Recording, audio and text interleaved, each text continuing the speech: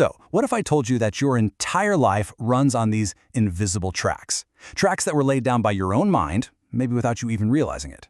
Today, we're going to dive into a really powerful idea and a little book of wisdom that claims it can give you the power to switch those tracks for good. The book we're talking about, Uncle Joe's Gems, starts off with this incredible picture. Imagine it. Every single morning on the savannah, it is a life-or-death race. The cheetah wakes up, and it knows it has to outrun the slowest gazelle, or it's going to starve. And the gazelle, it wakes up knowing it has to outrun the fastest cheetah, or it's going to be breakfast. So when that sun comes up, you better believe they are both running.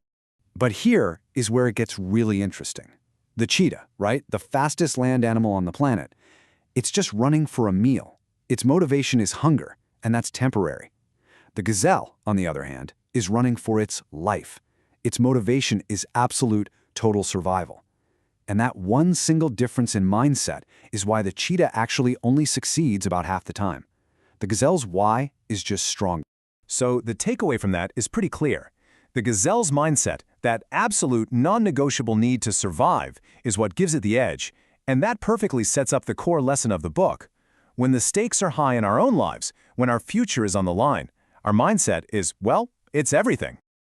Okay, so if mindset is the engine, what's deciding where we're actually going? This brings us to the book's main idea. This metaphor that argues most of us, we aren't even in the driver's seat. We're on a path that's already been set for us. The author makes a really bold claim right out of the gate. He says that achieving the life you want, what he calls prosperity, it's not really about what you do, it's about how you think.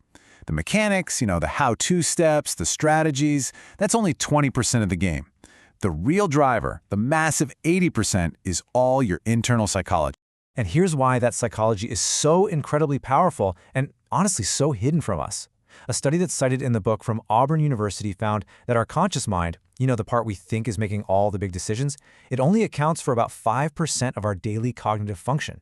The other 95%, whoa, that's your subconscious, just running the show in the background, making decisions for you before you even know. And this brings us to the book's most powerful metaphor. If your conscious mind isn't really steering, then what is? Well, your life is like a train.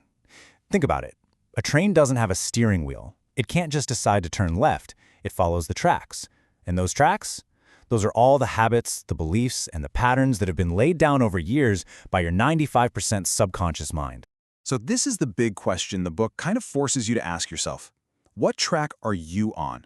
Is it a track that's leading you toward wealth, toward fulfillment, toward abundance? Or is it a track that's kind of stuck in a loop of just getting by? The book argues that this is the real reason the rich often get richer and the poor get poorer. They're just on different tracks, reinforced day after day after day. Okay, so if we're on these tracks that we didn't even consciously lay down, are we just stuck? Well, no. And that's where the solution comes in. It's found in this little book, Uncle Joe's Gems, which gives us a super simple method and the story of a really unique guide. And the solution here isn't some big, complicated system, it's just this book. Its entire purpose is to give you a simple, daily practice that helps you gradually reshape those deep, subconscious patterns and ultimately switch the tracks of your mind. The guy behind this wisdom is a fascinating character himself. This is George McReynolds. And, that quote from Philadelphia Life magazine, it's not an exaggeration. His background is really the key to understanding where all this comes from. I mean, just take a look at this journey. He started out in poverty in South Philly, which gave him the drive to understand wealth. Then he became a protector, a decorated Army MP and a SWAT police officer, which, you can imagine, shaped his discipline. And for the last 4 decades, he's been a certified financial planner, helping people protect and grow their own wealth. He has literally lived the journey from the poverty track to the abundance track. But here's the thing. The book isn't really about his professional career or his fancy credentials. It's a tribute. It's a tribute to his mentor, his Uncle Joe. Now, Uncle Joe wasn't some guru or a CEO. He was a factory inspector. But he had this incredible gift for breaking down really complex ideas about life and money into these simple, unforgettable phrases, the very gems that give the book its name. All right, so how do you actually use these gems to switch your tracks? The method is, and I love this, it's brilliantly simple. It's all about consistency, not intensity. The whole practice is just this simple. You read one quote a day. You sit with it for a minute, reflect on it, and then you write a few honest thoughts about it. That's it. The book makes it really clear. This is not about motivation. That comes and goes. This is about where you put your attention. And if you miss a day, no big deal. Just come back to it. The whole goal is to just gently, consistently expose your subconscious to a new way of thinking. So let's check out a few of these gems so you can get a feel for them. Here's a classic from Uncle Joe. This is all about choosing your battles, right? Some arguments, some fights, they're just not worth having. They just drag you down into the mud, you end up messy and frustrated. And the pig? Well, the pig was perfectly happy to be there the whole time. This is just pure financial wisdom boiled down to one perfect sentence. We get so obsessed with our income, with that big number we make. But Uncle Joe reminds us that real wealth isn't about what you earn, it's about what you manage to keep. It's all about the gap between what comes in and what goes out. And this quote, wow, this one brilliantly sums up the entire theme of the book. Having big goals is great, but on a really tough day, when you're stressed and tired, you're not going to perform at your highest aspiration. You're going to default to your training, to your systems, to your habits.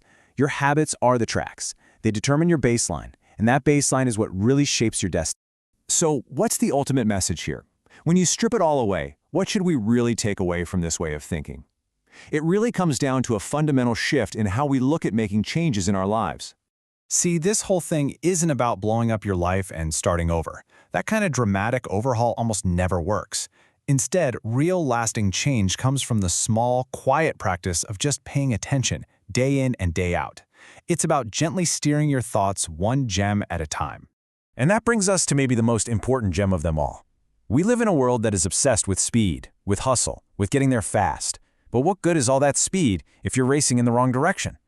The ultimate wisdom of this book is to first just make sure your tracks are pointed toward the destination you truly want. Because once you get the direction right, your arrival is just a matter of time.